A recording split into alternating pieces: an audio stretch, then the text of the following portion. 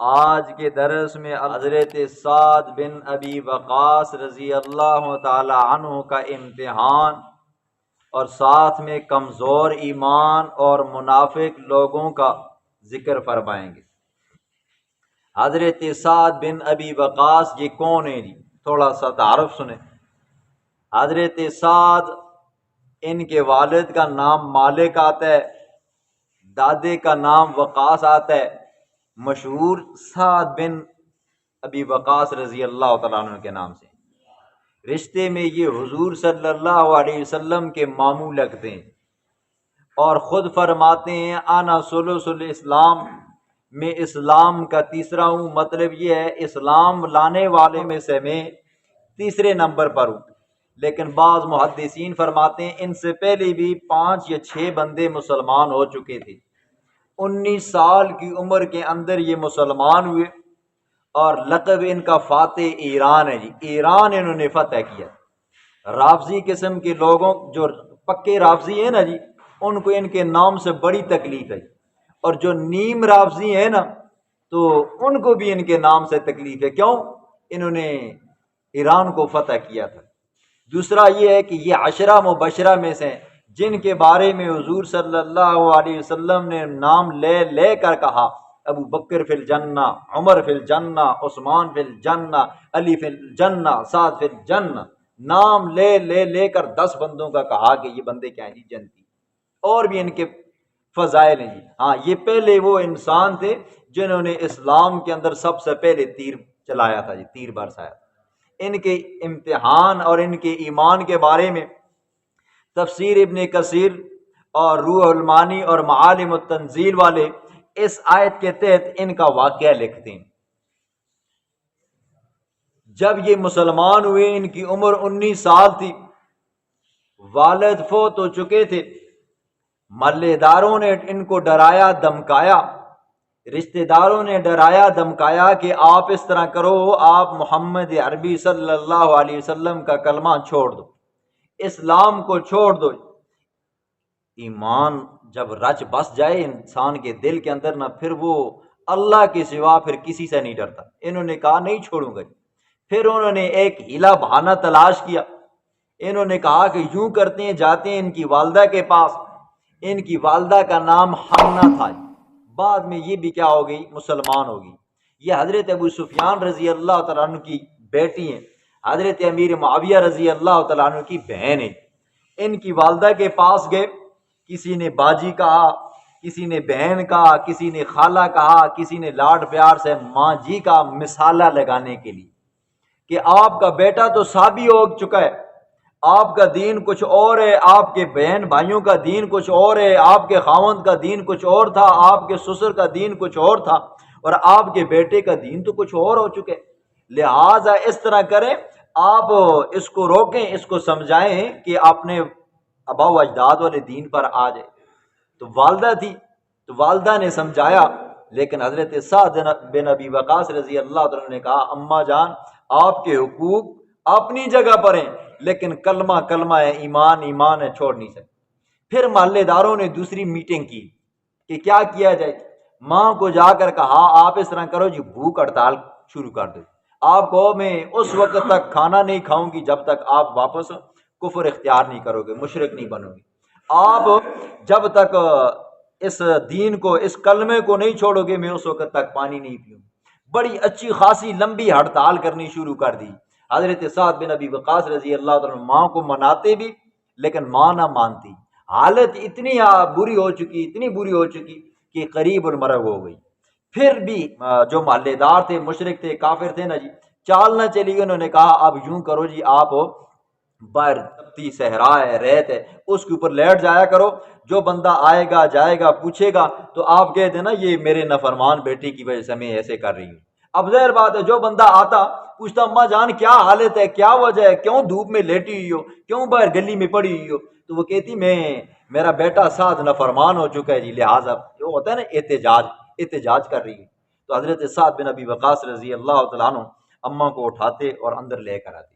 خیر جب محلے داروں نے دیکھا، قومیوں نے دیکھا، خاندان والوں نے دیکھا نا کہ سعد تو باز آنے والا نہیں ہے، ٹھیک ہے، ماں جیسی ممتا، شفیق، مہربان ماں، اور سر پہ باپ کا بھی سایہ نہ ہو اور پھر بھی ایمان نہیں چھوڑ رہا، انہوں نے پھر تیسرا حربہ استعمال کیا۔ انہوں نے کہا یوں کرتے ہیں، جاتے ہیں آپ کے پیغمبر کے پاس، جو فیصلہ انہوں نے کیا منظور کر لیں گے۔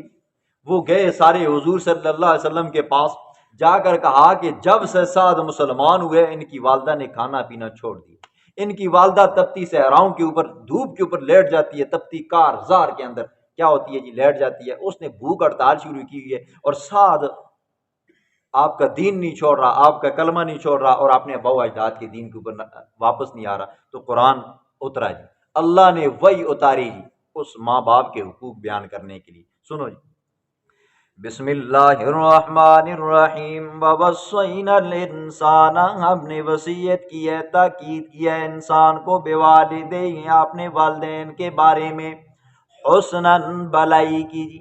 حضرت آدم علیہ السلام سے لے کر حضور صلی اللہ علیہ وسلم تک ہر شریعت کے اندر یہ حکم ہوا ہے اپنے ماں باپ کے ساتھ خیر خواہی سے پیش آنا۔ والدین کی کیا کرنی ہے جی؟ قدر کرنی ہے، نہ قدری نہیں کرنی، نہ فرمانی نہیں کرنی۔ اور 16ویں پارے میں آپ نے سنا ہے اوفن ولا تنہرہما، ماں باپ کو اف مت کہنا جی۔ وہاں پر ان کو میں نے مانا کیا تھا ناک چڑھا لینا جی، ٹھیک ہے۔ ولا تنہرہما، ماں باپ کو جھڑکنا بھی مات جی، ٹھیک ہے۔ تسوں کو کی پتہ ہے جی، تسوں پرانے بڈھے لوگ ہن نواں زمانہ ہے، یہ بھی نہیں کہنا جی، ٹھیک ہے۔ آج کل وہ زمانہ ہے ہوا جی، اللہ معاف فرمائے جی۔ وہ ایک بندے کی میں ویڈیو دیکھ رہا تھا، کیونکہ سیاسی بات بیچ میں آ گئی ہے تو چلو کر ہی دیتا ہوں۔ کہنے لگا کہ مجھے عمران خان اتنا پسند ہے، اتنا پسند ہے، میں چاہتا ہوں کہ بھائی شناختی کارڈ پہ میرے باپ کی جگہ پہ عمران خان کا نام لکھو، ٹھیک ہے۔ اب خود سوچو قرآن کیا کہتا ہے، وَوَصَّيْنَا الْإِنسَانَ، ہم نے انسان کو وصیت کی ہے، تاکید کی ہے، کیا؟ بِوَالِدَيْهِ حُسْنًا، اپنے والدین کے ساتھ بھلائی کرنا ہے جی، ٹھیک ہے۔ اللہ رسول کے بعد اگر کسی کا حق ہے نا جی انسان کے اوپر، وہ کیا ہے جی؟ والد کا ہے۔ بڑے سے بڑا لیڈر آ جائے جی، ٹھیک ہے، ایک نہیں لاکھوں لیڈر آ جائیں، ایک مولوی نہیں کروڑوں مولوی آ جائیں، ماں باپ کی شان کو نہیں پہنچ سکتی، ٹھیک ہے جی۔ والدین کا مقام ہے اور شان ہے جی، ٹھیک ہے۔ اور چونکہ یہ مسئلہ توحید اتنا اہم مسئلہ ہے، اتنا اہم مسئلہ ہے، اگر ماں باپ بچے کو یہ حکم کرے نا بیٹا کہ اللہ کے ساتھ فلانے کو شریک ٹھہرا، تو فرمایا میرے بندے تو نے میرے ساتھ شریک نہیں ٹھہرانا۔ وَإِن جَاهَدَاكَ، اور اگر آپ کو مجبور کریں، بے بس کریں، بے کس کریں، لِتُشْرِكَ، تاکہ آپ میرے ساتھ شریک ٹھہراؤ، ماں وہ چیز، لَيْسَ لَكَ بِهِ عِلْمٌ، جس کے بارے میں آپ کو علم ہے، فَلَا تُطِعْهُمَا، تو اس وقت ماں باپ کی اطاعت نہیں کرنی۔ ماں باپ کی ہر حال میں آپ نے خدمت کرنی ہے جی، ان کی ہر بات آپ نے ماننی ہے جی، لیکن جب وہ شرک کا کہیں نا جی، تو یہاں پر پھر ماں باپ کی بات نہیں ماننی۔ کیوں؟ اللہ کے پیغمبر نے فرمایا لا طاعت لمخلوق فی معصیت الخالق، اللہ کی نافرمانی میں اللہ کے غیر کی کیا کرنی ہے جی؟ اطاعت نہیں کرنی۔ ماں باپ ناراض ہوتے ہیں تو ہونے دو جی، رب ناراض نہ ہو جی، پیغمبر علیہ الصلوۃ والسلام ناراض نہ ہو جی، ٹھیک ہے۔ لوگ ناراض ہوتے ہیں تو ہونے دو، کنبا قبیلہ خاندان برادری ناراض ہوتی ہے تو ہونے دو۔ پچھلے دنوں میں 1-2 سال پہلے ایک مسئلہ میں نے لگایا جی، کمیٹی کی روٹیوں کا جی۔ ہمارے ہاں یوں ہوتا ہے نا جی، آپ کے ہاں تو بڑا اللہ کا بڑا فضل و کرم ہے، آپ لوگوں کے ہاں کوئی بندہ فوت ہو جاتا ہے، آپ لوگوں کی یہ ایک مہربانی بھی ہے، اچھا کلچر ہے جی، اچھی بات ہے۔ آپ لوگ کیا کرتے ہو جی؟ روٹی بھیج دیتے ہو جی، ایک دن کی، دوسرے دن کی، تیسرے دن کی، ٹھیک ہے۔ پھر جب دوسرے کا فوت ہو جاتا ہے تو وہ بھیج دیتا ہے جی، ٹھیک ہے، اور بغیر ادھار سدھار کے۔ اگر بغیر ادھار سدھار کے یہ روٹیاں آپ بھیجتے ہو تو یہ اچھی چیز ہے، لیکن اگر ادھار سدھار رکھ کر بھیجتے ہو تو پھر یہ جائز نہیں ہے جی، ٹھیک ہے، یہ ناجائز ہے۔ ہمارے یہاں رواج ہے جی، کمیٹی بنی ہوتی ہے، اس کمیٹی کے اندر کافی سارے لوگ ہوتے ہیں، خاندان ہوتے ہیں، اس کے اندر فی فیملی ہوتی ہے جی، ٹھیک ہے۔ اب میں بیٹھا ہوا یہاں پر ہوں، اگر میرے خاندان کے اندر، ہمارے علاقے کے اندر کوئی بندہ فوت ہو جاتا ہے نا جی، تو ہمارے کنبے قبیلے والے، ہماری کمیٹی والے لوگ روٹی دیتے ہیں، ٹھیک ہے۔ اس روٹی کے اندر میری تنخواہ اگرچہ 5 روپے ہے، اب وہ جتنا بھی خرچہ آئے گا وہ سب پر تقسیم ہوگا جی۔ اب وہ بیچارہ جو غریب ہے نا جی، اگر سب کے اوپر 5-5 ہزار آتا ہے نا جی، تو وہ جو دیہڑ لگاتا ہے 400 روپے 500 روپے کی نا، اس پر بھی کیا ہوگا جی؟ وہی 2000 5000 آئے گا، اور جو کروڑ پتی ہے اس پر بھی آئے گا۔